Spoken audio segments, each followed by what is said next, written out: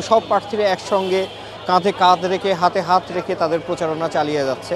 অনেকগুলো চ্যালেঞ্জ আমাদের মোকাবেলা করতে হয়েছে। আমার কাছে এটা অনেকটা ঈদের উৎসবের মতো মনে হয়, ভালো লাগে আমার। যে বেশি ভালো তারে আমরা ভোট দিব। এই নির্বাচনে প্রার্থী হয়েছে ৪৫ জন। এখানে সেলিব্রিটি ব্যাপার না, ব্যাপারটা হচ্ছে সংগঠন।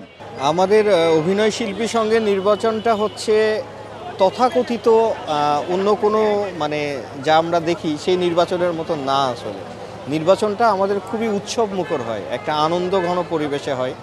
এখানে কোনো প্যানেল হয় না, এবং এই যে দেখছেন মগবাজারের এই আড্ডাটা, এখানে কিন্তু কাউকে কিন্তু সব প্রার্থীরা একসঙ্গে কাঁধে কাঁধ রেখে হাতে হাত রেখে তাদের প্রচারণা চালিয়ে যাচ্ছে। তো এটাই হচ্ছে আমাদের নির্বাচনের বৈশিষ্ট্য। আশা করছি খুবই উৎসব মুখর পরিবেশে আগামী 19শে এপ্রিল নির্বাচনটা হবে।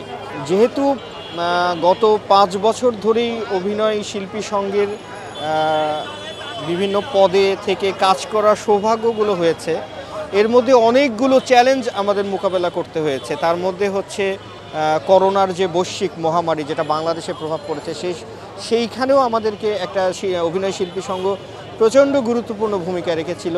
সেই চ্যালেঞ্জগুলো পার করে এসেছি, কাজ শিখেছি, জেনেছি, কাছাকাছি থেকেছি, পাশাপাশি থেকেছি।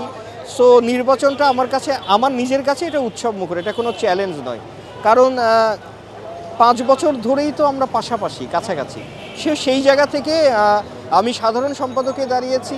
ওনারা যদি আমাকে যোগ্য মনে করেন আমাকে ভোট দেবেন, আর না হলে কোনো সমস্যা নেই। আমি তো আমি তো অভিনয় শিল্পীর সঙ্গেই আছি।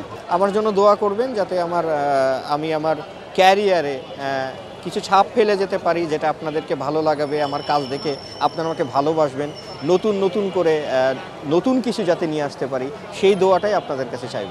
আমার তো ঈদ শেষ হয়ে গেছে, কিন্তু এখানে আসলে আমার কাছে ঈদের মতো মনে হয়। এখানে আসলে যারা প্রার্থী আর কি, তাদের সাথে দেখা হয়, কুশল বিনিময় করে, তারা ভোট চায়।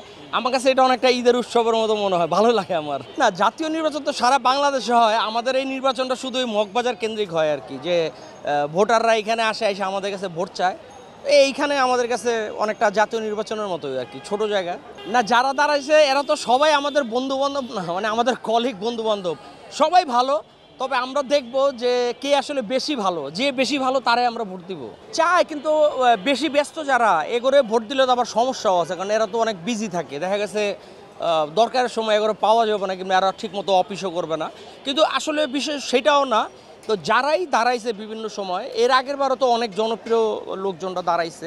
তো এইবারই যারা দাঁড়াইছে আমরা ওখান থেকে দেখব যে কে আসলে বেশি ভালো, আমরা তাকে ভোট দিব।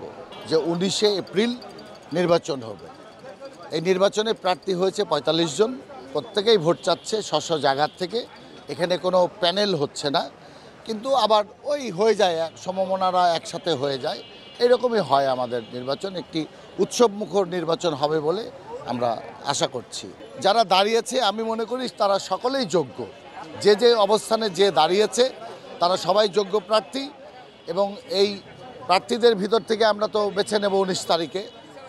21 জনের একটি কমিটি আমরা বেছে নেব, এবং আশা করছি এই কমিটি আগামী দিনে এই সংগঠনকে আরও এগিয়ে নিয়ে যাবে। যদি সেলিব্রিটির কথা বলেন, তাহলে ৪৫ জনের মধ্যে সেলিব্রিটি কে?